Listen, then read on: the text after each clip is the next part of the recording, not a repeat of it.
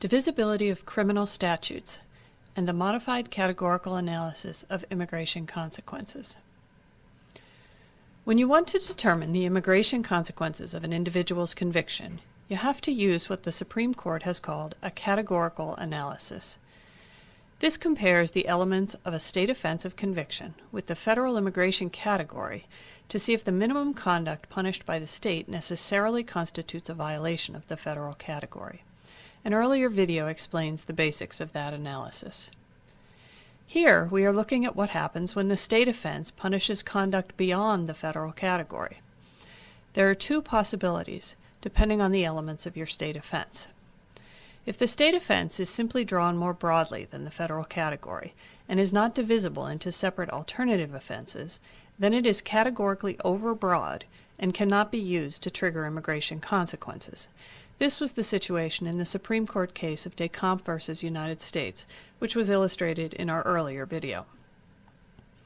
But if the state offense is actually legally divisible into two or more alternative offenses, the Supreme Court has said that it is then appropriate to apply a modified categorical analysis to see which of those alternatives was the offense of conviction, and whether that offense is a match for the federal category.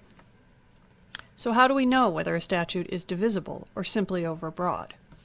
First, a court has to look to the law of the state to determine whether a statute includes alternative offenses with true alternative elements.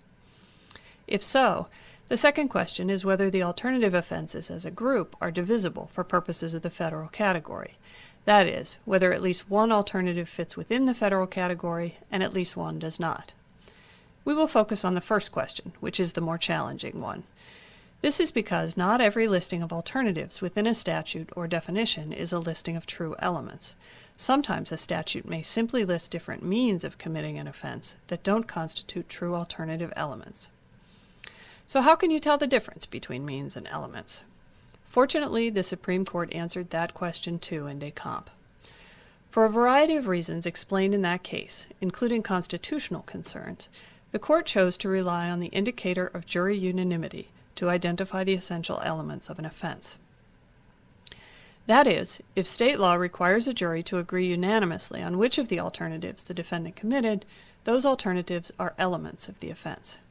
If the jury is not required to distinguish between the alternatives, then they are just different means of committing a single non-divisible offense. When looking for the essential elements of an offense, a court can look to a variety of sources, including the text of the state statute itself, state case law, jury instructions, and pattern charging language, as well as criminal treatises on state law or even law journal articles that discuss the offense. It's helpful to look at a specific example to see how this works. The Board of Immigration Appeals applied this divisibility analysis in a case called Matter of Chirez. In Chirez, the board asked whether a Utah firearms statute was an aggravated felony crime of violence, and the crucial question ended up being whether the Utah offense involved the deliberate intentional use of violent force. The board looked to Utah state sources to see how the state defined the required level of intent. It started with the text of the statute, which contained 3 provisions in separate paragraphs A, B, and C. The board determined from the text of the statute that paragraphs B and C included a deliberate use of force, but paragraph A did not include an intent provision. Under Utah law, that meant an individual could be convicted of the offense for having fired a gun with either intent, knowledge, or recklessness. This collection of possible mental states defined conduct that would fall outside the federal requirement of deliberate intent, meaning that the minimum conduct prohibited by paragraph A did not necessarily involve a violation of the generic federal offense.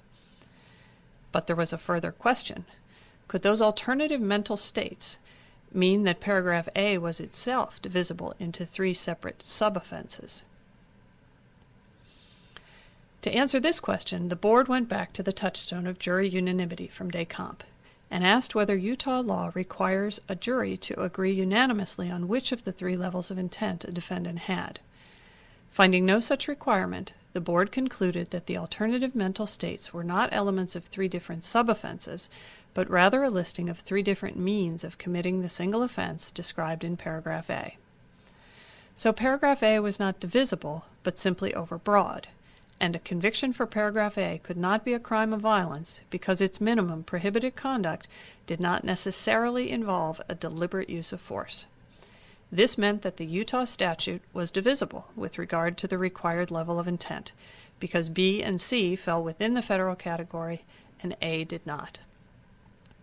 If an offense is divisible, a court may then employ a modified categorical approach to try and identify which of the alternative offenses was the offense of conviction.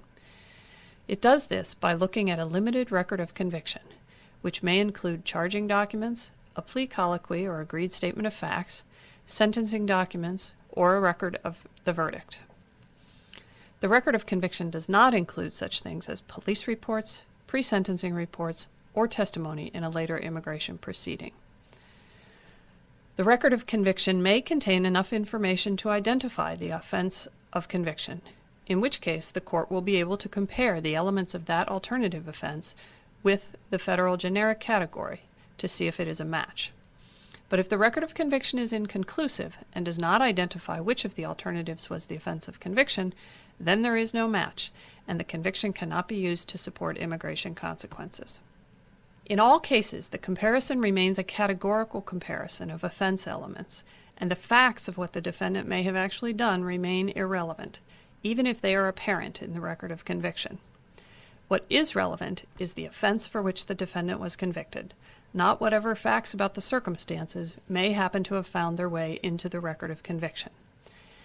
In short, the modified categorical analysis is used solely to assist the court in identifying the offense of conviction from among possible alternative offenses included in a divisible statute.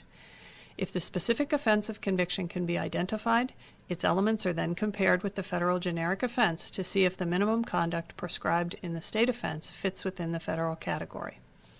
If the offense is a match for the federal category, then immigration consequences can be imposed. But if it is not, or if the record of conviction does not definitively identify any of the possible alternatives as the offense of conviction, then there is no match with the federal category and no immigration consequences can be imposed.